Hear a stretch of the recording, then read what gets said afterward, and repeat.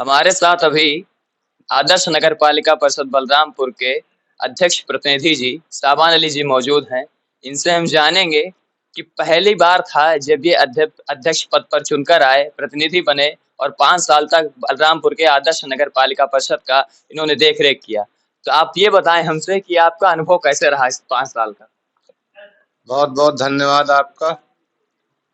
पहले तो अगर हम 2017 की बात करते हैं, जब चुनाव जो है हमारी पत्नी किताबुन्निसा जी निर्वाचित हुई और जब हम लोगों ने शपथ लिया तो सबसे बड़ी बात ये थी कि हमारे पास शहर में चलने के लिए कोई रोड नहीं थी। जो रोडें थी वो बहुत ही जर्जर और टूटी फूटी अवस्था में थी। उसी समय हमने एक संकल्प लिया था कि बलरामपुर में जो निर्माण कार्य होगा वो गुणवत्तापूर्ण होगा और जो काम कभी नहीं हुआ है, कभी हार्डमिक से कोई सड़क बलरामपुर नगर सीमा के अंदर नहीं बनाई गई है, तो हम अपने बोर्ड के जरिए जो है सबसे पहले जो भी रोडें बनाएंगे वो रोडें हार्डमिक्स बनाई जाएंगी। और आप देख रहे हैं कि हमने 2 ही साल के कार्यकाल में, क्योंकि उसके बाद तो लॉकडाउन आया, कोरोना आया, तमाम तरह से तमाम देश पे आफत आई, पूरी दुनिया पे आफत आई। इस तरह हमको केवल 2 साल काम करने का मौका मिला। और आप लोग भी इस शहर में अब चल रहे होंगे और ये देख रहे होंगे कि पूरे शहर में जो है हार्डमिक्स और इंटरलॉकिंग सड़कों का जाल बिछा हुआ है। कहीं कोई सड़क आपको न टूटी हुई मिलेगी, न कहीं गड्ढा मिलेगा। इस तरह से निर्माण काम हुआ है। अगर 5 साल मौका मिल जाता तो बहुत काम हो जाते। ये आपने बाढ़ और कोरोना काल की बात की। आपके द्वारा किए गए कार्य जो बाढ़ काल में थे, बाढ़ में आपदा में थे या कोरोना में थे, उसकी सराहना पूरी बलरामपुर नगर पालिका की जनता करती है। तो उसके बारे में आप कुछ बताना चाहेंगे कि आपने क्या क्या कार्य किया। देखिए, कोरोना काल में हम लोगों ने, जो हमारे बाहरी लोग आ रहे थे, जो कुआना के पास बॉर्डर बनाया गया था, हम लोग रात में उन बॉर्डरों पे दिन भर लंच पैकेट, खाने का पैकेट बनाते थे और पानी और बिस्कुट और फल के साथ शाम को वहां पहुंचते थे। और जितनी भी बसें आती थी वो भूखे और प्यासे होते थे, क्योंकि पूरा देश लॉकडाउन पे था। कहीं कोई होटल, कोई ढाबा ऐसा नहीं था जहां से किसी को कोई सामान मिल जाता खाने पीने का। इसलिए हम लोग पूरी रात वहां दिन भर जो बनाते थे, शाम को लेकर वहां पहुंचते थे। पूरी रात वहां पे जितने लोग आते थे उनको बांटने का, उनको खिलाने का काम करते थे। शहर में साफ सफाई व्यवस्था, सैनिटाइजेशन की व्यवस्था आप लोगों ने देखा ही होगा कि कितना जबरदस्त और कितने सुनिश्चित ढंग से कराया गया। और जितने भी कोरोना काल में मौतें हुई, जिनको उनके परिवार वालों ने मतलब नहीं छुआ, उन परिवार, उनसे उनके बॉडी को सम्मान हम लोगों ने अंतिम संस्कार कराया। और ऐसे बहुत से मामले आए, तमाम गरीबों की मदद की, तमाम गरीब लोग जिनके घर का चूल्हा बुझ चुका था लॉकडाउन में, ऐसे तमाम लोगों के भी सब, चूंकि कहने वाली चीजें नहीं है, लेकिन अब आप पूछ रहे हैं तो बता रहे हैं कि लॉकडाउन में हम लोगों ने बहुत काम किया, वो आप जग जाहिर है। बाढ़ में आपने देखा होगा किस तरह बंधे की रिपेयरिंग का काम रातों रात, 2 दिन हम लोग बारिश में भीगते रहे, वहां खड़े रहे। पूरा शहर चारों तरफ से बिल्कुल ये लग रहा था कि बह जाएगा, सैलाब इतना जबरदस्त आया हुआ था। जल निकासी की व्यवस्था की गई। शमशान, अंधियारी बाग, कब्रिस्तान जाने के लिए कमर कमर से ऊपर पानी भरा हुआ था। वहां लाशों को ले जाकर उनका जनाजे का नमाज पढ़ना और उनका दफन करना इतना मुश्किल काम था। हमने चौबीसों घंटे ट्रैक्टर टाली की व्यवस्था की और डॉक्टर मजीद मोड़ से लेकर निपकौनी तक जो है ट्रैक्टर टाली चलवाकर जनता को इस तरह राहत दी कि उसी ट्रैक्टर टाली से तमाम बाडियां, कब्रिस्तान और शमशान, चूंकि उस रोड पे 4 शमशान है, एक वाल्मीकि समाज का है, एक मुसलमानों का सबसे बड़ा कब्रिस्तान है, एक आगे बढ़िए तो पंडा समाज का है, घसियारा समाज का है। तो जितने भी ऐसी परिस्थितियां होते थे उसी ट्राली ट्रैक्टर के माध्यम से सबको इस पार से उस पार करने का 1 हफ्ते काम ये चला है, रात 24 घंटे। जी, बलरामपुर नगर पालिका क्षेत्र में एक बहुत बड़ी समस्या है, क्योंकि ये डेवलपिंग शहर है। तो यहाँ प्लॉटिंग बहुत ज्यादा हो रही है, क्योंकि इंफ्रास्ट्रक्चर बढ़ेगा तब डेवलपमेंट होगा। उससे एक समस्या आ रही है कि नालियों की जो निकासी होती है वो बढ़ जा रही है। इस पे अगर इस बार भी बलरामपुर की जनता आपको चुनकर लाती है तो क्या कठोर कदम उठाएंगे आप।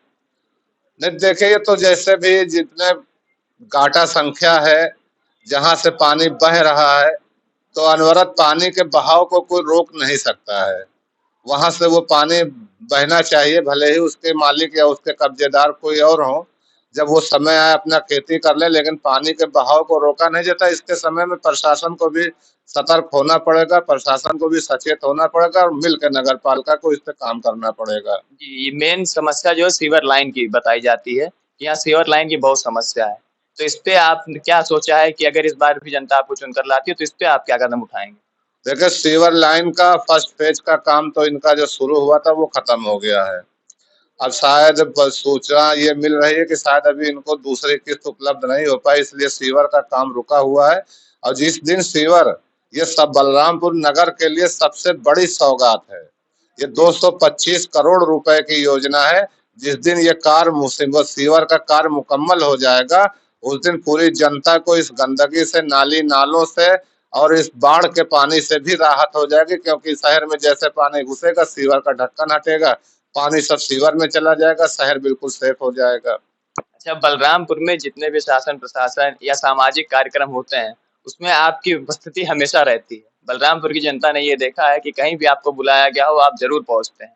इसी तरीके से बलरामपुर के लोगों के बीच में एक बातें भी चलती है कि आप बसपा से हैं, लेकिन भाजपा के भी किसी भी प्रोग्राम में आप पहुंचते जरूर हैं अगर आपको बुलाया जाता है। तो आपकी नजदीकी की भी बात चलती है भाजपा से, इस पे आप क्या कहना चाहेंगे? देखिए, ये तो कहने की बातें हैं भाई। जैसे हम एक चुनाव, एक ये बात है कि एक पार्टी से हम चुनाव लड़े, जी। लेकिन जब चुनाव जीत गए, चुनाव निर्वाचित हो गए, तो बलरामपुर की जनता ने हमको चुनाव जिताया। तो हमारे लिए हिंदू, मुस्लिम, सिख, ईसाई सब बराबर हो गए। सबका मैं चेयरमैन बना, सबका मैं प्रतिनिधित्व करता हुआ नजर आया आपको। सभी धर्मों का सम्मान करता हुआ मैं आपको नजर आया।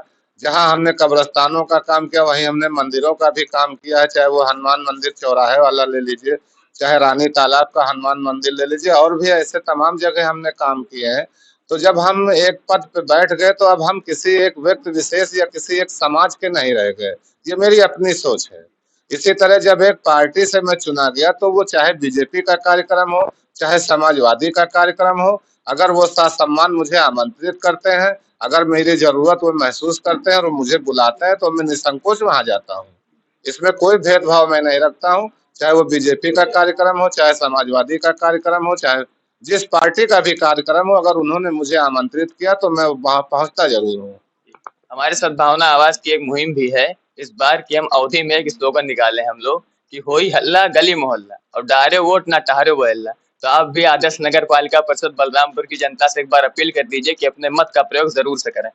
और मैं अपने बलरामपुर के नगर वासियों से, जितने भी मतदाता हैं, मैं उनसे अपील करता हूं कि अपने मताधिकार का उपयोग जरूर करें, उसका प्रयोग जरूर करें, क्योंकि आपके वोटों से ही सरकार बनती है और सरकार बिगड़ती है।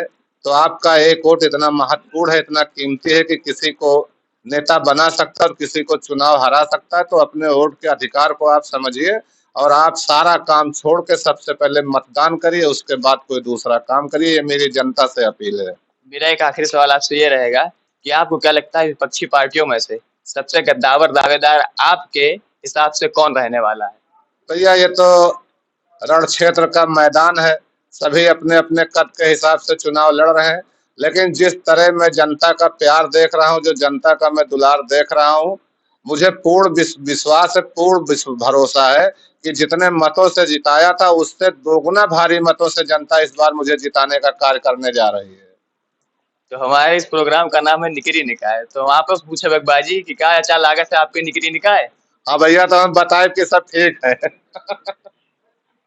तो आपने देखा, ये थे हमारे साथ आदर्श नगर पालिका परिषद अध्यक्ष प्रतिनिधि। इन्होंने बताया अपने 5 साल के कार्यकाल के बारे में और इन्होंने हमसे ये भी बताया कि बलरामपुर की जनता इनके साथ है और एक बार फिर से इन्हीं को चुन के लाएगी और जो भी सीवर के या अन्य भी समस्या जो बलरामपुर नगर पालिका के सामने है अभी, इसमें काम करेंगे और इससे बलरामपुर वासियों को निजात दिलाने का पूरा प्रयास करेंगे। मैं सुयश, कैमरा पर्सन संदीप के साथ सद्भावना आवाज, बलरामपुर।